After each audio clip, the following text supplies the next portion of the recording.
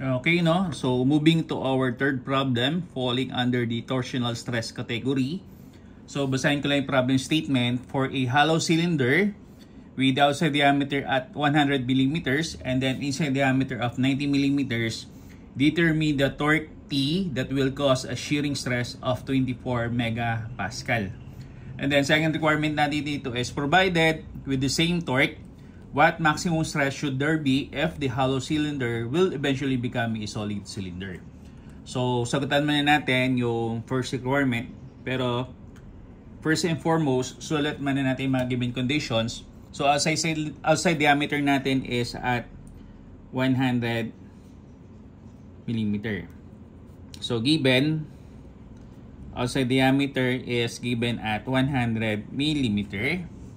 And then inside diameter naman niya is you have 90 millimeter. So, lumalabas, provided yung shearing stress daw o yung torsional stress natin is equivalent to 24 megapascal, hanapin daw natin corresponding torque. So, titingnan natin, lumalabas for a hollow cylinder daw. So, for a hollow cylinder, iba yung formula natin ng torsional shearing stress. So, for a hollow cylinder,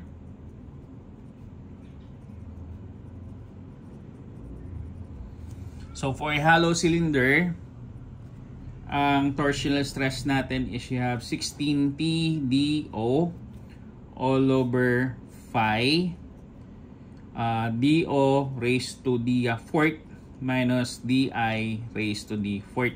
So, ayan. So, ito yung gagamitin natin yung formula. So, in this case, since ang hinahanap natin dito yung corresponding torque, so, eventually, torque T, derive lang natin. So, torque T, therefore, is equivalent to. So, yung phi DO raised to the fourth minus di raised to the fourth, eventually, pag dinerive natin yung formula, lilipat siya doon sa kabilang side. So, tataas siya. So, as in SS, naiiwan siya so far. So, yung katabi niya is you have phi DO raised to the fourth minus DI raised to the fourth all over 16DO. Ayan. 16DO. So, hanapin na natin corresponding torque. Kasi kung titignan natin, given naman yung shearing stress, given naman yung outside, saka yung inside diameter. So, tingnan natin. So, shearing stress natin is at 24 megapascal. So, 24 megapascal. Ang identity ng megapascal is you have Newton per square millimeter. Then, you have phi. Outside diameter natin, you have 100 raised to the fourth minus inside diameter, which is 90 raised to the fourth. So, labas natin yung unit, which is millimeters to the fourth all over 16. And the outside diameter niya is you have 100 millimeters. Ayan. So, tingnan natin cancellation ng unit. So, square millimeter, millimeter to the fourth. So, eventually, square millimeter. Square millimeter sa millimeter, you have millimeter. So far, ang unit natin dito is you have Newton millimeter. So, pag sinabi natin torque, ang typical unit ng torque is you have Newton meter. So, pwede din siya sa English as feet pounds as well as BTU. So, in this case, mag-provide tayo ng conversion that for every 1 meter, you have 1,000 millimeter. Yan. So, millimeter. So, matitira natin is you have meter as well as Newton. So, a unit niya is you have Newton meter or a unit of the joule. So, yung torque T natin, tabulate lang natin sa calcu. Kung yung lalabas. So, you have 24 times shift para lumabas yung phi multiplied by 100 raised to the fourth minus 90 raised to the fourth. So, si 1,000 bababa, katabi ni 16 as well as ni 100. So, 16 multiplied by 100 as well as 1,000. Yan. So, eventually, yung torque natin, you have what? 1620.5906. 1620.5906.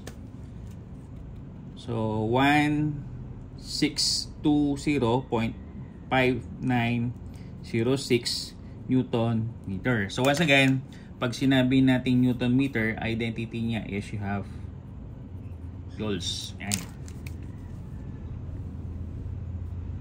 So ito yung torque natin. So nakuha na natin, na-solve na natin number 1. So another question dito is, so provided gagamitin daw natin yung same torque, which is at 1620.5906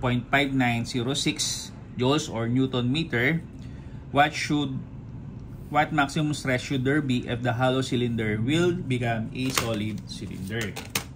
So lagyan lang natin ng condition for B. So with yung torque para sa hollow cylinder is equivalent do sa torque para doon sa ating solid cylinder, and with DO is equivalent to D is equivalent to 100 mm. Hanapin na natin yung corresponding torsional stress. So for a solid cylinder, lagay lang natin dito. For a solid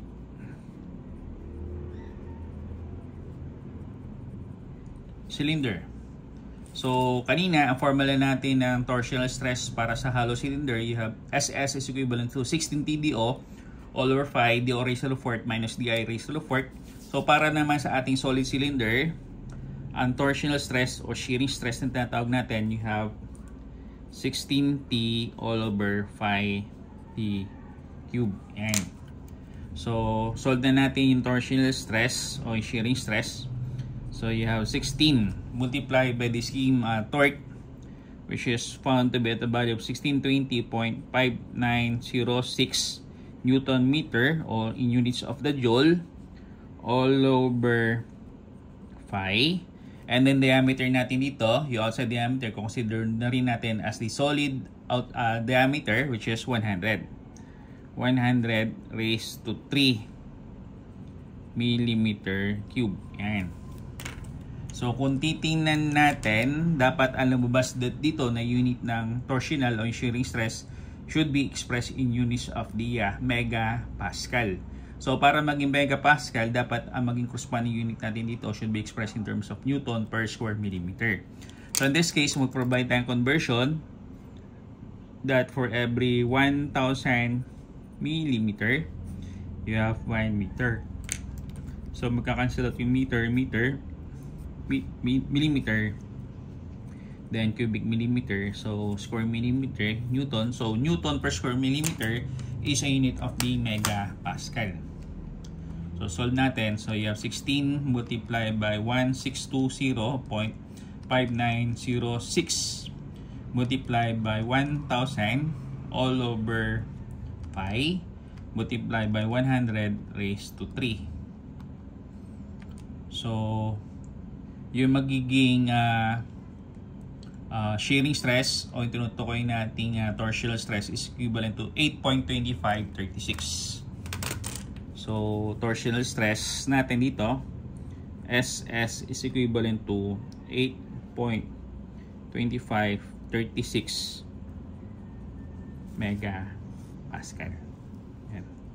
So ganun lang kasimple yung problem natin for this particular problem statement. So yung torque natin for a hollow cylinder, provided yung given conditions natin, is equivalent to 1,620.5906 Newton meter, or expressed in terms of the number of joules. Whereas yung torsional, yung tinutukoy natin shearing stress, is found to be at the value of 8.2536 megapascal, provided yung torque natin para sa hollow cylinder is the same torque para sa solid cylinder, and then provided na yung outside diameter, ito yung magsisilbing diameter ng pinaka-solid shaft natin, which is at 100 mm. So yung torsional stress naman natin is you have 8.2536 megapascal. So ayan.